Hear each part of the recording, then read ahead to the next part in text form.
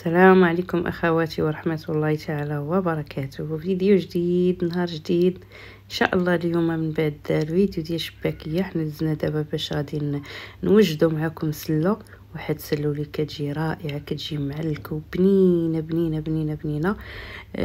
غنشاركها معكم بالتفاصيل الممله، يعني راه كلشي غتلقاوه في هذا الفيديو، وبواحد المكون اللي كيجيبها لذيذه بزاف. اغلبيه الناس ما يقدروا عمرهم ما داروه. غادي نشاركها معكم انا وصاحبتي اللي صراحه هاد السلو هذا كناكلو عندها، كيعجبني بزاف بزاف بزاف، ومشيت وصايبته عندها انا وياها. الله يعطيها الصحه حتى يا ربي، نتمنىكم انكم تدعوا معايا يسهل امرها يا ربي يا كريم. المهم البنات، هنا كيف ما كتشوفوا راه كتجي معلكه وكتجي زوينه بزاف بزاف صراحه. نتمنى انكم تكملوا الفيديو حتى الاخير. كيف ما كيبان لكم هنا عندنا صراحه ما كنتش غنصوروا حتى بدينا عاده، وانا قلت لي صافي غنصور البنات، راه الصراحه كيجي رائع بزاف. كيف ما كتشوفوا الطحانه العجيبه الصراحه زوينه بزاف، كتنفع في هذا الشيء ديال سلو او ديال التوابل بصفه عامه. كيف ما كتشوفوا معايا هذا النافع وحبه حلاوه، يعني كل واحد طحناته بوحديته. هنا البنات راه اللوز كيف ما كتشوفوا دايرينه في هذا الهاشوار هذا باش كيجينا مهرمش، ما بغيناش انه يجينا معلك. كيف ما كيبان لكم اللي بغيناها تجي معلكه كنديروها في هذيك الطحانه، واللي بغيناها مهرمشه كنديروها في الهاشوار.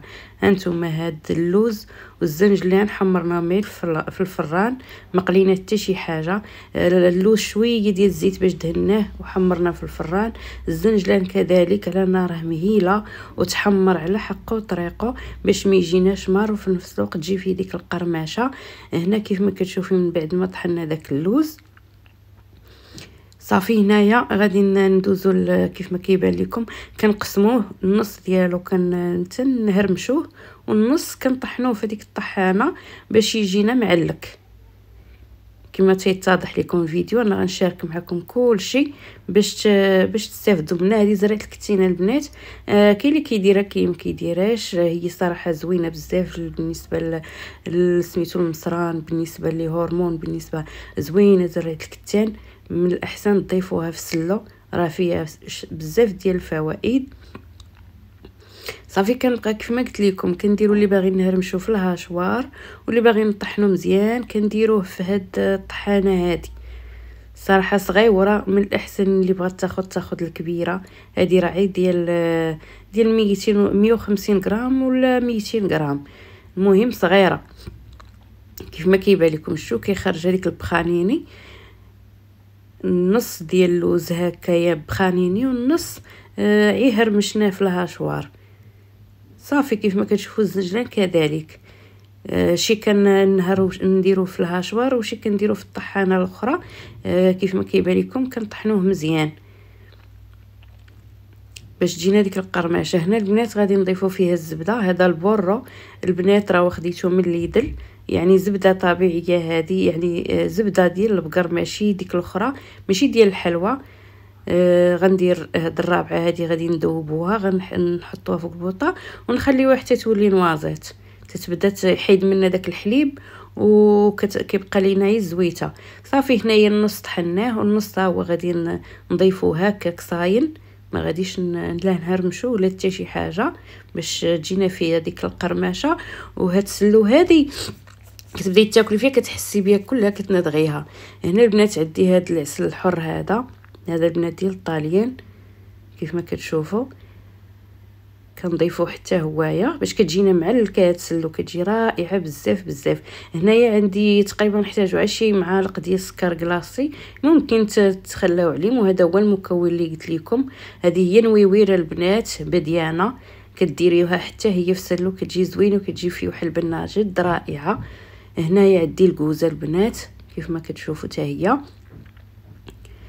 غادي نحتاجو القرفه، غادي نحتاجو هنايا البنات كاينه القرفه وكاينه شويه ديال الكوزه، غادي نطحنهم مزيان باش ما تبقى لينا فيهم. راكم عارفين الكوزه شويه كتكون قاصحه. صافي هي حتى هي ضافتها. صافي. ومن بعد البنات ملي غادي نساليو كامل الطحين وداكشي اللي غادي سميتو، غادي ندوزو باش غادي نخلطها معاكم وتشوفوا كلشي بادق التفاصيل. انا راه كنبغي نوصل لكم كلشي. هذه هي نويويره البنات، هي بديانه كيف ما كيبان لكم. غدير فيها معلقه هكايا صغيره واحد شوي، تقريبا شي ما كاملش معلقه كبيره، ما كاملاش. ف2 كيلو ديال الطحين البنات. هنايا شويه الكوزه غادي تضيفها حتى هي غادي تزيدها، غدير هكاك شي معلقه صغيره. انا كتباع البنات مطحونه، وانتم راه غادي الا كانت ما مطحوناش غديروا وحده. هنا القرفه البنات، هذه راه معلقه صغيره، بحال دارت 2 معالق 3 المعالق صغار. هنا النافع وحبه حلاوه حتى هما 4 المعالق. هذا غادي دير 5 ديال حبه حلاوه، حتى هما كيجيو زوينين ومفيدين لينا الصحه ديالنا ومزيانين المصران اللي عنده المصران. صافي. هنا البنات كيف ما كتشوفوا غادي تضيف معالق ديال السكر كلاصي. هذا السكر السنيده وكطحنيها 4 المعالق. ممكن تخلعوه، تقدروا ديروا غير العسل. صافي. هنا غادي نجيبوا هذا البانيو هذا اللي غادي نضيفوا فيه 2 كيلو ديال الطحين الفورصه البنات اللي حمرناه، اللي كنحمروا في الكوكوط. اللي بغى الطريقه راه عندي في القناه، كيجي زوين، كيجي طايب وكيجي مذهب، كيجي رائع في السلو، كيعطينا اللون. شوفوا اللون ديالو كيفاش داير، كيبان مذهب. صافي. هنا غادي تضيف المكونات كاملين داكشي اللي طحنا. وكتبغي دليكه البنات تبارك الله عليها، الله يعطيها صحيحتها يا ربي، الله يسهل عليها ويسهل امرها يا ربي ويسر امورها. صافي. هنا بدات كتدخل فيها كيف ما كتشوفوا، غتدخلها مزيان وغادي يدلكها. السر ديال هاد السلو هذا باش كيجي معلك وكيجي زوين بزاف بزاف وبنين.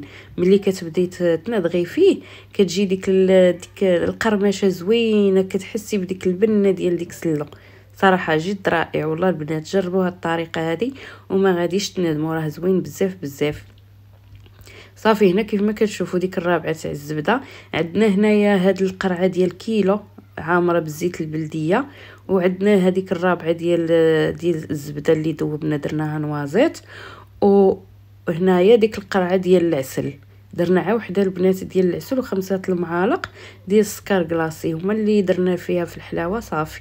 يعني ماشي ما كثرناش الحلاوه باش ما تجيش حلوه بزاف. تقدروا ديروا دوك 2 قراعي وتخلاو على السكر كلاصي. صافي. هنايا كيف ما كتشوفوا ضفنا النص ديال ديك السوبيره البنات، راه ما درتوش معايا، ما تشدتش ليا اللقطه، وعاد درنا النص الاخر من بعد هو هذا. صافي. هادو هما الدهون اللي دارت هذيك الكيلو ديال الزيت. ما عرفتش كيلو قرعه ديال كيلو شحال غتكون من مليلتر ديال الزيت، ما عرفتش. المهم كيلو قرعه ديال كيلو عامره بالزيت ورابعه تاع الزبده. صافي. هنايا من بعد ما ضافت هذاك العسيله وهذيك الزبده وهذا دلكتهم مزيان البنات، راه دلالكت ماشي زعما نقول لكم راه دغيا ولا. شوفوا كيفاش ولات وتبارك الله. من بعد ما باتت خليناها في هذا البانيو نشوفوا واش غادي تطلع شي زيت ولا لا. البنات كاع داك اللي دام شرباتو وجات زوينه. انا غادي نشارك معكم النتيجه النهائيه ديالها في الاخر، كتجي رائعه بزاف بزاف. الا في الماكله ديالها ماشي ميدومه وماشي حلوه، وفيها ديك القرمشه زوينه بزاف بزاف. وهنايا من بعد تقدروا ديروا فيها اللوز اللي غادي تقشروه وتحمروه وتلوحوه صاين، ولا تكتفيو بها حتى هكا، حقاش حنا درنا فيها اللوز غير محمر ومهرمش. ما مهرمش يعني طروفه غلاض، ماشي شي حاجه زعما اللي هكا نقول كرا صغيره ولا شي حاجه. شوفوا كيفاش كتجي معلكه وفيها ديك القرمشه ديال الزنجلان صاين، القرمشه ديال اللوز صاين. كتجي جد رائعه وبنينه بنينه بنينه. نتمنىكم انكم تجربوها والله. وهذه هي النتيجه النهائيه ديال سلو من بعد ما باتت بليله كامله. جمعتها في واحد السوبيره تقريبا البنات ما بين 2 كيلو طحين، كيلو لوز، كيلو ديال الزنجلان هي 4 كيلو، ما بين النافع وحبه حلا وزريعه الكتان حتى هما غيكون تقريبا شي كيلو الا ربع. المهم هنا المجموع غتكون فيها شي 6 كيلو اللي خرجت لينا هاد المقادير ديال السله. شوفوا كيفاش جات كتقطعوها كيف ما قلت لكم ما كتطلق لا زعما ماشي ميدومه، معلكه وفي نفس الوقت ناشفه، كتجي جد رائعه. ها نتوما قطعتها معاكم وهذه راها بايته يعني كيف ما كتبان لكم معلكه وما فيهاش ليدام، كتبان ما فيهاش ليدام حتى ملي كتبداي تاكلي فيها ما كتحسيش بها ميدومه وكتجي بنينه بزاف بزاف.